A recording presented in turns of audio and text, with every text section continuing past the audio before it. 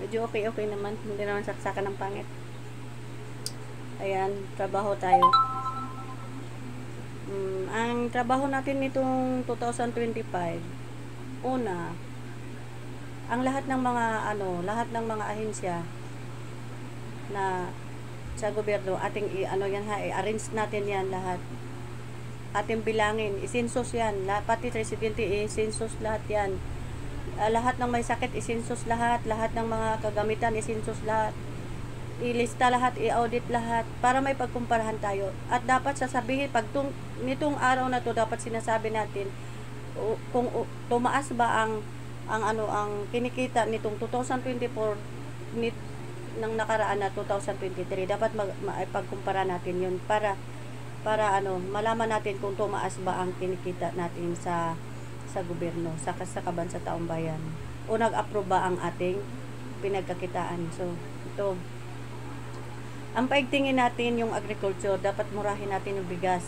Dapat ang lahat ng mga makinarya, di kuryente, paigtingin natin yan para sa palayan, para sa ating pagmura sa bigas. Hindi tayo umasa na mag 20 ang bigas kasi nga maghaul pa, pabayad pa sa ang mga negosyante.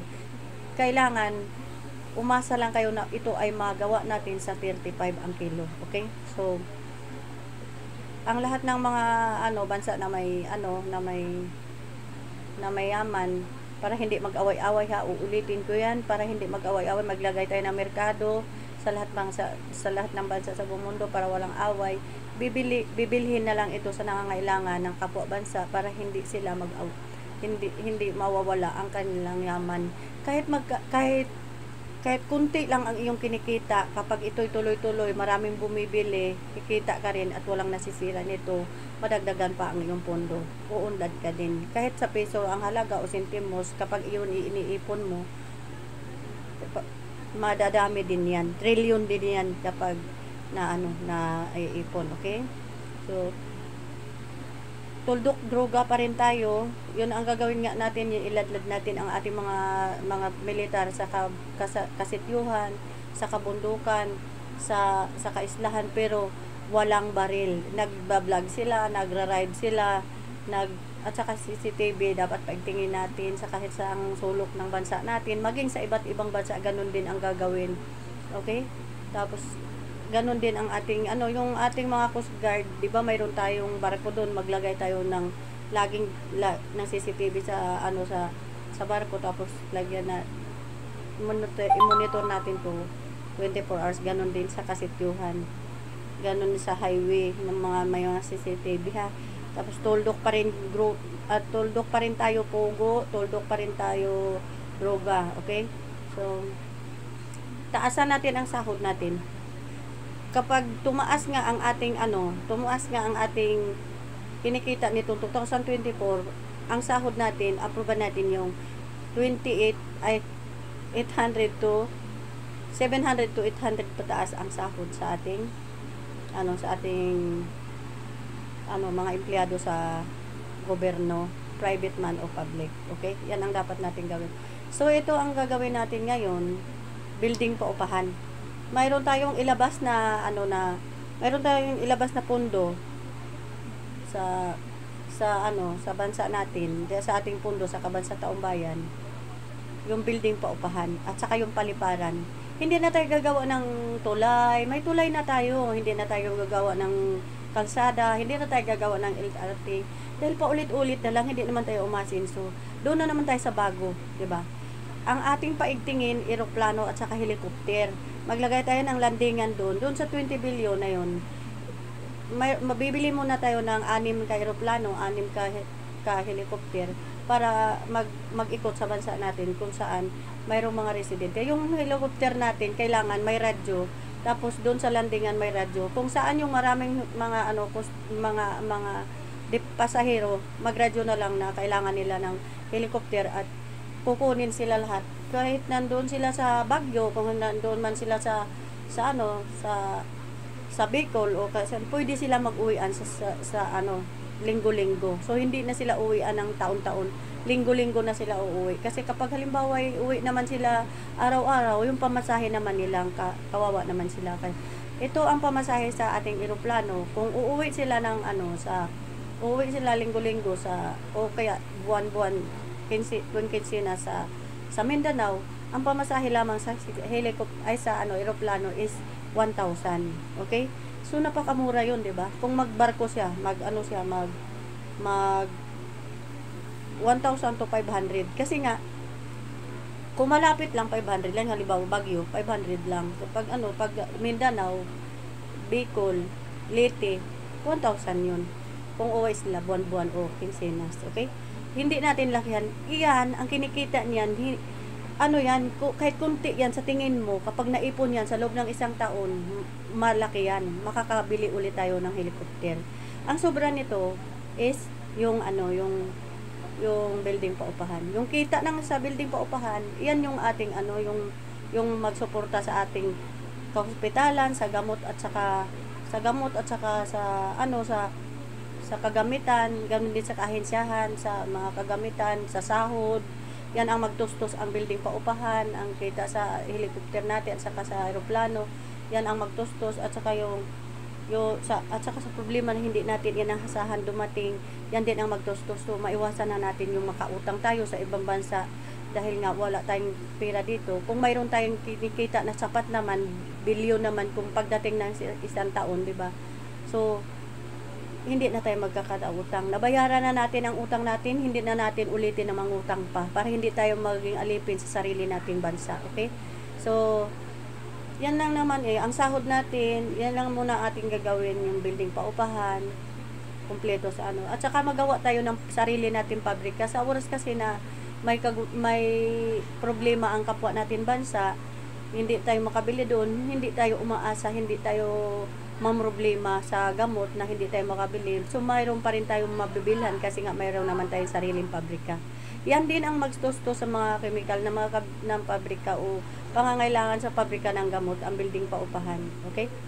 So, yan lang muna. Kasi nga, yan lang naman talaga ang ating Pero yung ahensya natin, bilangin natin yan. Yung ating mga empleyado, bilangin natin yan. At sasahura na sila ng minimum. Wala nang wala nang 600, wala nang 200 wala nang 400. Ang hindi nagsasahod ng minimum na empleyado sa gobyerno mula sa City Hall, sa barangay, sa sitio. May sitio na tayo, 3 yung ahensya sa gobyerno na napaka-importante na pwedeng mahanap natin ang ahensya sa gobyerno kung saan nandoon ang ahensya sa gobyerno na ating hinahanap. Dahil kung walang city na ating hahanapin, hindi mahanap ang ating ahensya. Kung naghahanap tayo ng NBI, hindi natin mahanap kung saan ito nakalagay, 'di ba? Kailangan natin ng city, barangay at sitio para mahanap natin ang NBI kung saan ito inilagay sa bansa natin. Kaya yan ang dapat nating gawin. So, yan naman ang pinaka-importante na dapat nating gawin, ang sahod, ang maliban sa sahod, pagbaba ng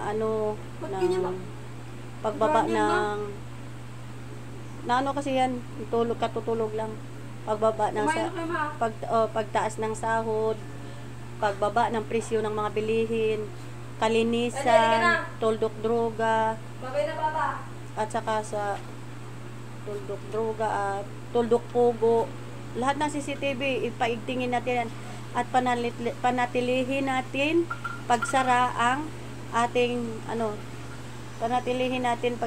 ating kabildingan na may bumubulwak na tubig. Sukatin natin palagi ang tubig karagatan dahil nag-alboruto na naman yung bulkan sa saan ba yan sa bansa natin, sa yung isang bulkan doon sa Mindanao ata. Nag-alboruto na naman. Hindi natin hayaan na sumabog na naman ng abo. Problema na naman yan. Okay? Kailangan natin sukatin dun. Kapag sumabog yan, ulit ang mga bulkan, hindi na tayo magla-lockdown.